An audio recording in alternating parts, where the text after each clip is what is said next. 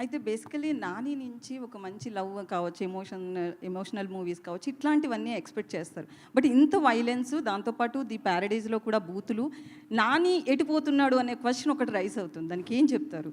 అవ్వదండి, మీకయింది అదంతే. లేదు, లేదు, చాలా మంది మీ నేను ఒక ఫ్యాన్స్ నిమిషం, అన్నమాట. ఇది 10 సంవత్సరాల నుంచి వింటున్నానండి ఇది.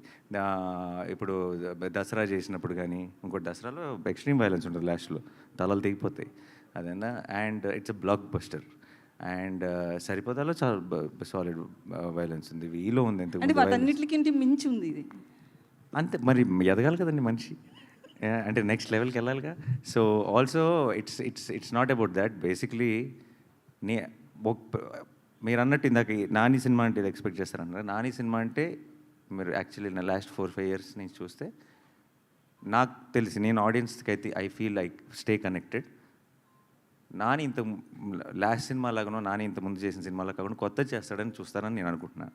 అండ్ నా ఆడియన్స్ నాకు తెలుసు అని నేను నమ్మితే కనుక, అండ్ ఐ థింక్ ఎగ్జాక్ట్లీ అదే చేస్తున్నాను. So I think they will be very happy. So Nani, Shailesh గారు ఒక్క నిమిషం నాని, ఇందులో ఒక పర్టికులర్ సీన్లోని ఆ విస్కీ తాగి స్ట్రక్ చేసే, స్కిన్ ఎవరు చెప్పారు మీకు? కలర్ పడుతుంది కదా, either whisky or something. So ఆ స్ట్రక్ చేసే ఎమోషన్ ఉంటుంది కదా, అండ్ ఐ మీన్ అది ఎవరి ఇది అంటే లైక్ ఆ టైప్లో చేయాలి అని.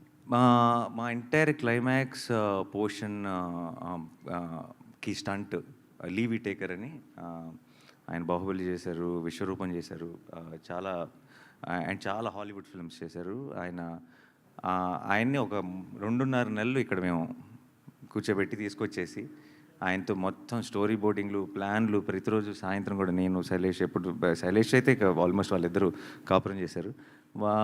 సో అవన్నీ కాన్స్టెంట్గా వాళ్ళ డిస్కషన్లో, వాళ్ళ ప్రాసెస్లో ఆల్మోస్ట్ అంటే ఎంత ప్రొఫెషనల్ అంటే లీ అన్నవాడు, మీరు ఇప్పుడు చూస్తున్న యాక్షన్ అంతా మేము షూట్ చేయకముందే ఆ యాక్షన్ అంతా మాకు చాలా ప్రాపర్గా ఎడిట్తో, చిన్న ఒక రఫ్ సీజీతో, తన అసిస్టెంట్స్తో every small detail was meticulously planned.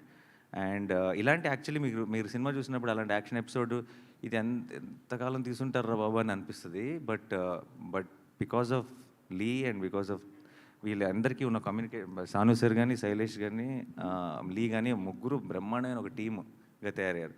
So వాళ్ళు ముగ్గురు క్రాక్ చేసిన ఇలాంటివి చాలా ఉన్నాయి పర్టికులర్ దట్ ఎపిసోడ్లో.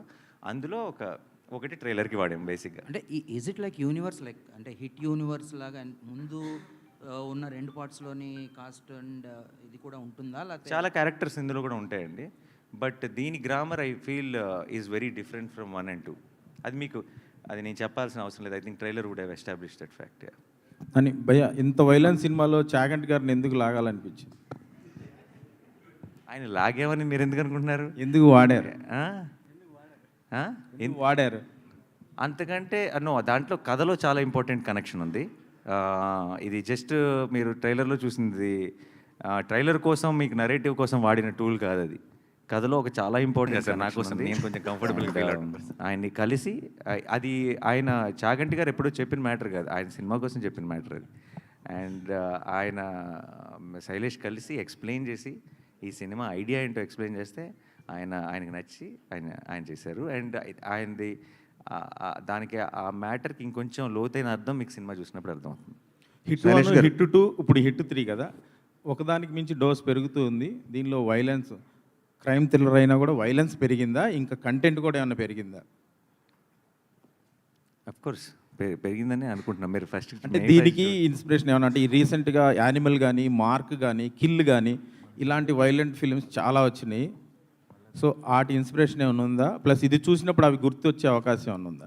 లేదు, అసలు లేదు. బట్ అవకాశం మీకు గుర్తొస్తే చెప్పండి, ఏమైనా తర్వాత కూడా కలుస్తాగా రిలీజ్ తర్వాత.